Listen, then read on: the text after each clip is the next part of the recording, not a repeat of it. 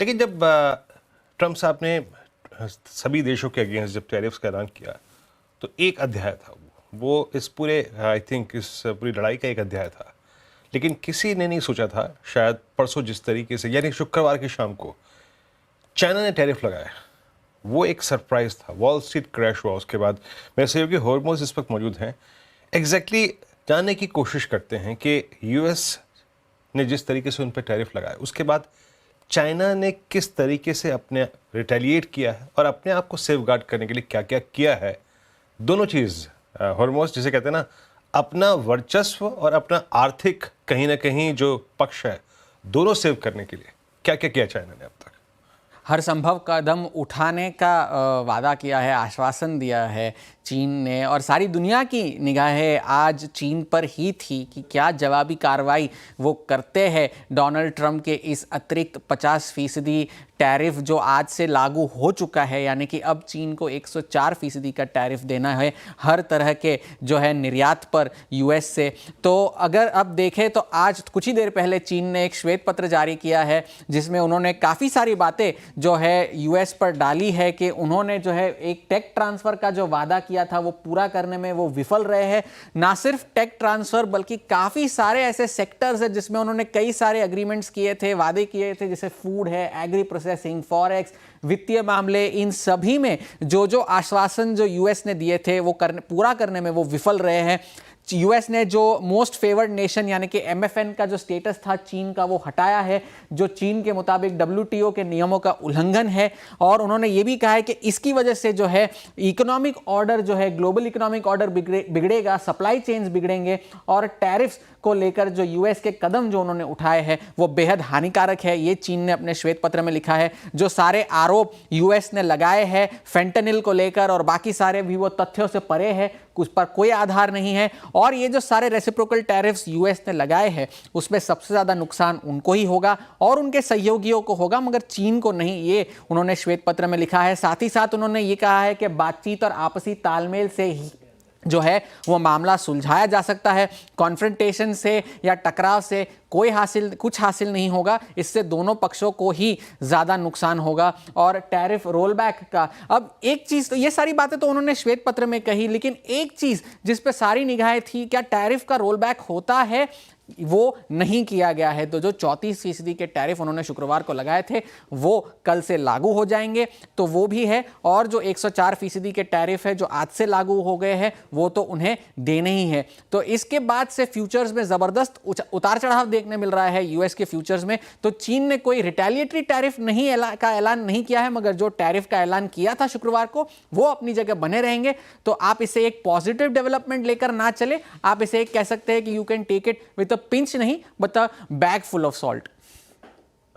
और हॉर्मोज आपने एक चीज़ देखी, वो जो चाइना की तरफ से मीम्स का अटैक है ना, मेरे ज़िंदगी में मैंने इतने प्रभावशाली, मैं मीम्स के संदर्भ में इस शब्द का इस्तेमाल कर रहा हूँ, प्रभावशाली, झकझोर देते हैं उनके मीम्स। जब आप अमेरिका के लोगों को मैन्युफैक्चरिंग इकाई में काम कर देते हैं, आपको लगा ना वो मीम्स आपको लगे अटैकिंग थे काफी? बहुत जिसे कहते हैं ना टू द पॉइंट, जो कहते हैं तीर की तरह जो लगते हैं, बिल्कुल वैसे थे।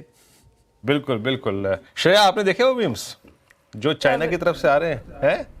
जी मैंने देखी वीरेंद्र जी, और एकदम धक्का लगा। I was taken a back, जो पूरी दुनिया एक्सपेक्ट नहीं कर सकती वो मीम, और कहीं ना कहीं सामने आने वाली फ्यूचर की तस्वीर भी दिखा रही है अगर यही चलता हुआ वो होगी नहीं, वैसे वो होगी नहीं तस्वीर। आई मीन मैन्युफैक्चरिंग में आप मतलब चाइना ने जो अब तक यूएस के लिए किया उसका कोई कंपैरिजन नहीं है। वेल हॉर्मोज बहुत बहुत शुक्रिया। गौरांग जी, आपकी प्रतिक्रिया। और क्योंकि अभी देखिए जैसे हॉर्मोज ने अपने क्लोजिंग रिमार्क्स में कहा कि अभी चाइना ने दोबारा रिटेलिएट नहीं किया, इसको आप ये मत सोचिए कि ये पूरी प्रक्रिया का अंतिम पड़ाव था। आपको लगता है कि अगर यूएस थोड़ा सा ढीला नहीं पड़ा यहाँ से तो ये चीज़ें और एस्केलेट होंगी अभी यहाँ से? मुझे तो लग रहा है एस्केलेट होगी वीरेंद्र, और टैरिफ वॉर से अब मीम वॉर पर आ गई है परिस्थिति, ऑन अ लाइटर नोट। लेकिन देखिए, ट्रम्प साहब ने स्पष्ट रूप से कहा है कि वो किसी प्रकार की गुंजाइश नहीं होनी चाहिए। उन्होंने जो कह दिया वो करेंगे।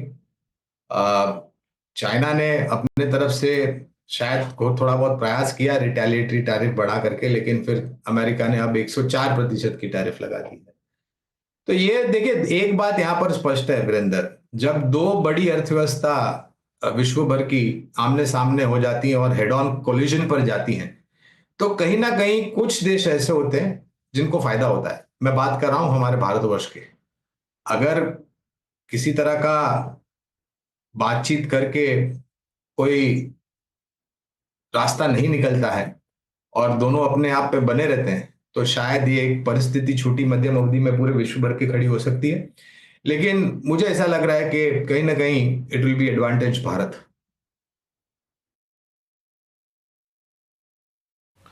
चलिए, तो ये थी गौरांग जी की प्रतिक्रिया। इस बीच जरा थोड़ा सा हम एक्सपेंड कर लेते हैं उस डिस्कशन को जो कि हमने अभी शुरू किया थ्रू राजेश सतपुते जी और सोनी जी।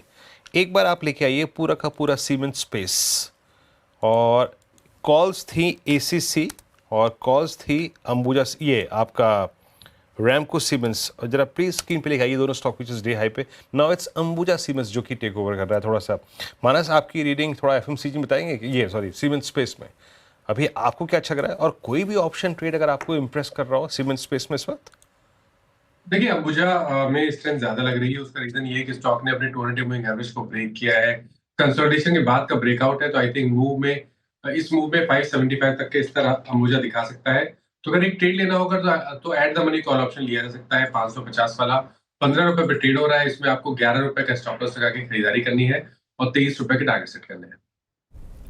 ठीक है, फिर ये राय अंबुजा सीमेंट पे डे हाई पर सारे ही सीमेंट स्टॉक्स में आपको एक्शन देखने को मिलेंगे। अल्ट्राटेक सीमेंट भी डे हाई पर, अंबुजा सीमेंट भी डे हाई की तरफ बढ़ता हुआ। लेकिन एक पैक देखिए, आप बैंकिंग स्टॉक्स देखिए, आरबीआई रेपो रेट कट के बाद भी इनफैक्ट बैंकिंग स्टॉक्स में कोई तेज़ी देखने को नहीं मिली। 4% के करीब ये सारे स्टॉक्स गिरते हुए नजर आएंगे आप।